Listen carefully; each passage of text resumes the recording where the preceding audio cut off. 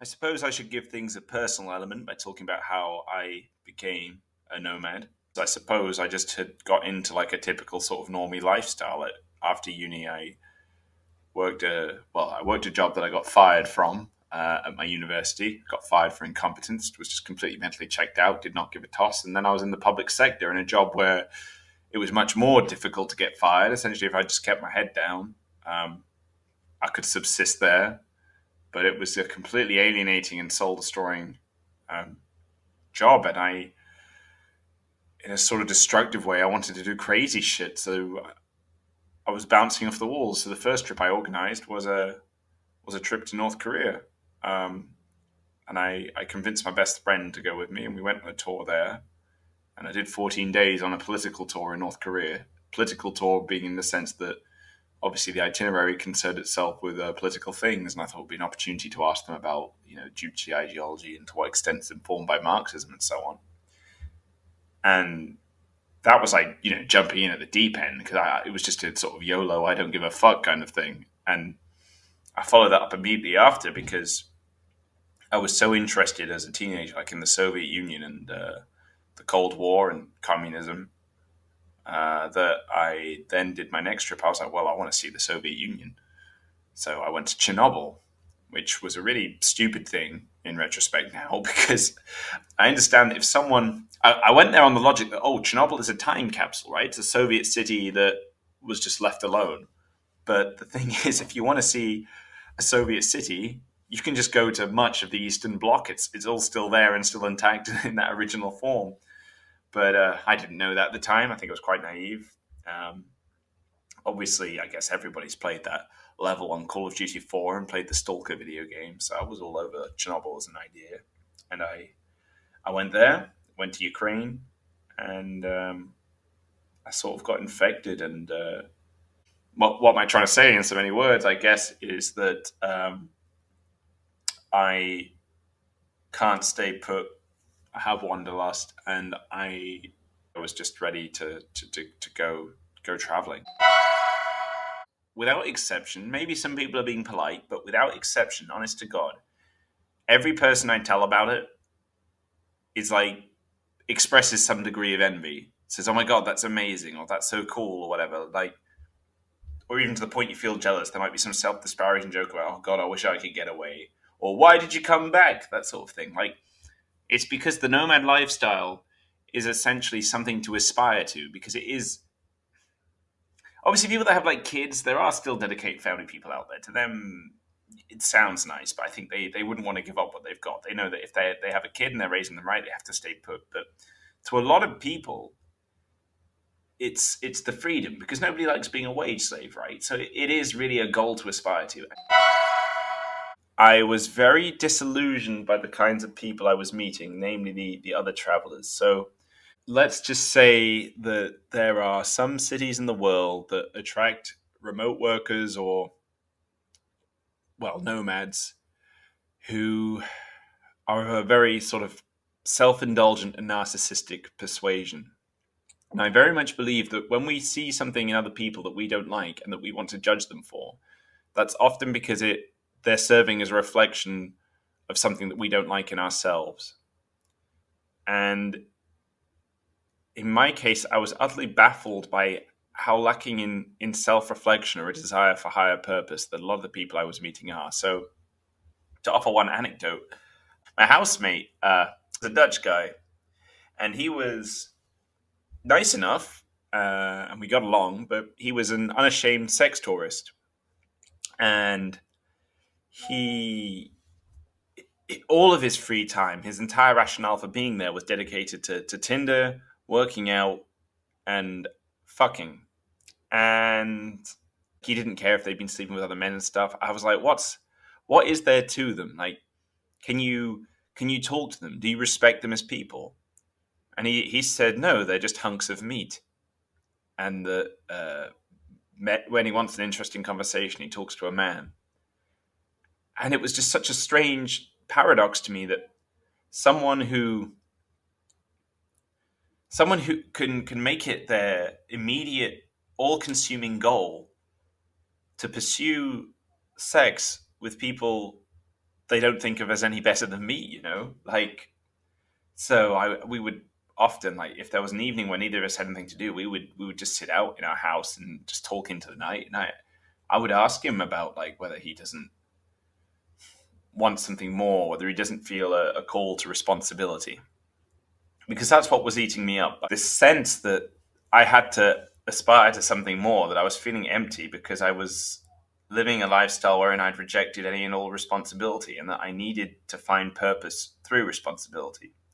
I think people are lied to today in the sense that we're we're told to aim for happiness as if that's the specific goal that we should be born to pursue. But that's told to us without this understanding that happiness is more of an incidental thing to leading a well-rounded, fulfilling life. And a big part of that, I think, especially if you're a man, is assuming responsibility and having people that depend on you. And the nomad lifestyle is a rejection of all of that. So, this was all a very long winded way to say I was feeling dissatisfied with the status quo of the life I was living. And I was baffled by the people around me. It's quite interesting how any atheist and any individualist can sort of, with some hubris that I guess is more apparent when you're young, when you're a teenager or young adult, feel that you actually have a unique insight into things, that you yourself are an individual, perhaps with some original viewpoints. In my own case, I look back on myself, and it's hard not to see it all as very predictable and stereotypical. But I was born into a non-religious household. My mother loosely believed in, like, a god, but wasn't practicing. Didn't go to church. Didn't really, teach me any religious values. My father was an actual atheist, but they did send me to a Christian primary school, Church of England to be specific, and I was baptized. So I was exposed to religion, but I think in the same way that a lot of British people are, wherein well, we used to joke that people that went to my primary school, you go to a Church of England school, and it produces atheists. Like, the invariable result of having a religious education is that you come out an atheist. And I suppose that's just a result of the state that the Church of England is in nowadays, really. It's almost a half-hearted attempt to bring people into religiosity, because they're so terrified of their diminished status and compounding that further that it's sort of a self-fulfilling prophecy, wherein they are ever more accommodating and ever less stringent in what they require of people. And I don't think they understand there is a call to order. There were times in my life where I had a loose conception of God. I remember believing in him as a little kid, but as I got older and I felt I could rationalize and reason, it just seemed stupid. There was no God, because I felt like, I used to joke, why aren't there dinosaurs in the Bible? Like, even as a little kid, I remember that. I asked my RE teacher about why there aren't any dinosaurs in the Bible.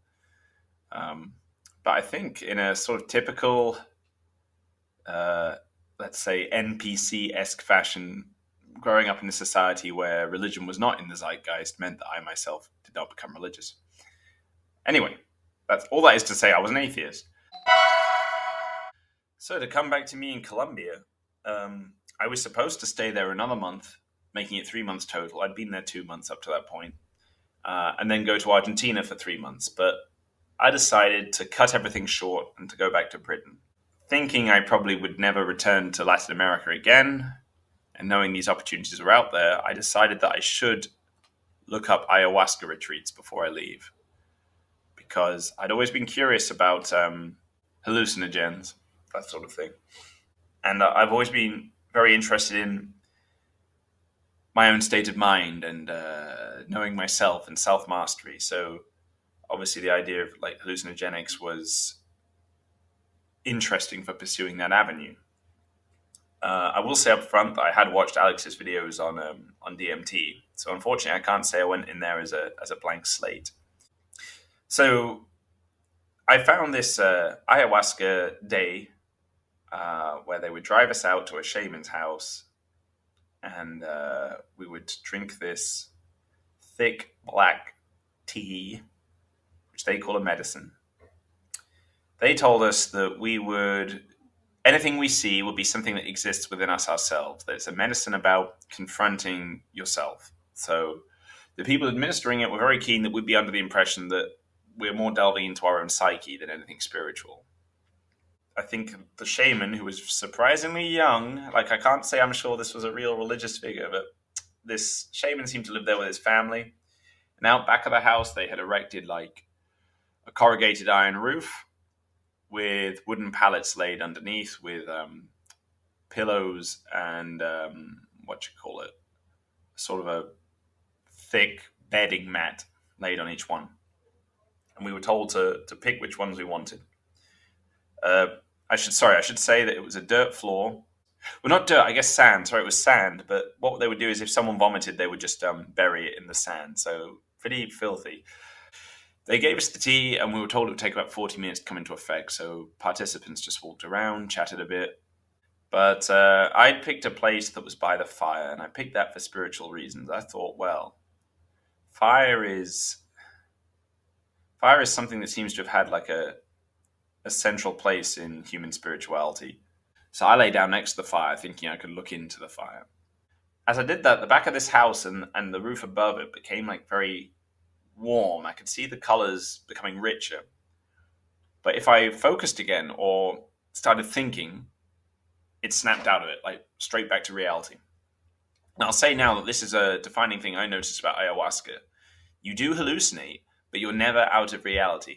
You can still see everything around you. It's more what you see is projected on top of what you're seeing. And the way that things distort, let's say the static objects in your vision, the way they distort is immediately undone the moment you like move your eyes or move your head, look around. So it's very interesting in that respect, compared to like full-on DMT, which I think is a hallucination you can't escape from, as I understand. If you close your eyes, you see things. And I don't know if someone on full-on DMT can still see their environment or not. I could see my environment, it was changing. But I was just aware of it on the periphery of my vision, because again, if I looked specifically at things, it sort of dissipated a bit. But that's when I realized, okay, this is doing something. I think other people that have done hallucinogens or anything like ayahuasca or DMT will know what I'm saying. You don't hear a voice. It's more the thought appears in your own brain. You answer yourself, but the thought feels external. So I thought about cornerstones of faith, and the first question I asked was why do people suffer? I wanted to concentrate on suffering. Thinking about it, contemplating suffering, the logs in the fire that were in front of me started to change. And this will sound quite disturbing if I describe it. You have to understand this within the context of me feeling completely safe and quite removed from what I was seeing.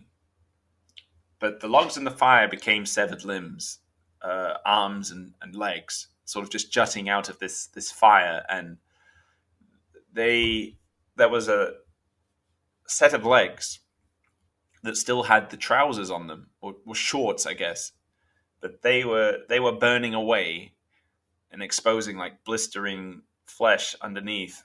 And where the leg had its knee, the back of that knee had an eye in it that was looking at me.